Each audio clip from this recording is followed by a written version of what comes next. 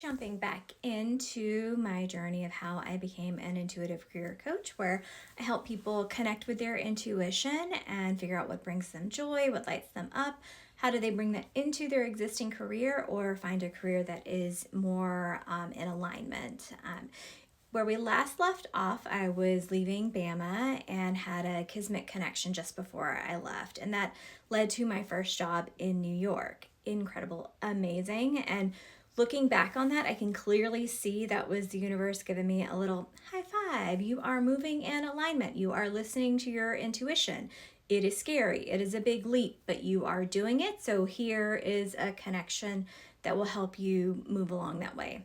Doesn't make it super easy. It was not super easy, but that help, that nudge from the universe definitely got me on the right path, or the path that I needed to be on, which, like I mentioned, led to my first job in New York with this amazing woman and her incredible family that was immersed in the music industry. So I learned so much, and it was such a great way to start in New York, with the warmth of them and introducing me to so many people.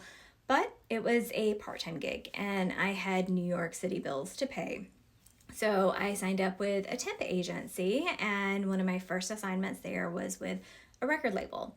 I was like, great, done, universe, check, thank you so much. I'm gonna go work in the music industry, and it is all awesome from here. Not so much. I was there a week, maybe 2 weeks, and I was not asked to stay on, which actually fine in the large grand scheme of things, but at the time I was a little devastated. I did have two big takeaways from that though. The first, I clearly remember where I was working reception and someone coming up and just chatting, and they looked at me and said, "Oh, you moved to New York for the music industry? You're about 10 years too late, honey." They weren't wrong, but it was not what I wanted to hear, especially not at that time. So I took that with a grain of salt. They were right, but again, not what I wanted to hear. They were right and wrong, but for a later video. The second thing from that job was the other woman who was working reception. She had also just moved to New York from a small town. Hers was in Wisconsin, mine was in Alabama. Didn't really know anyone else in New York, and we're just like, we should be friends. We should figure out how to make this work, how to become friends. And she is still my best friend to this day. I would not trade her for anything, and I'm so glad that I got that job for at least a week so that I could meet my best friend.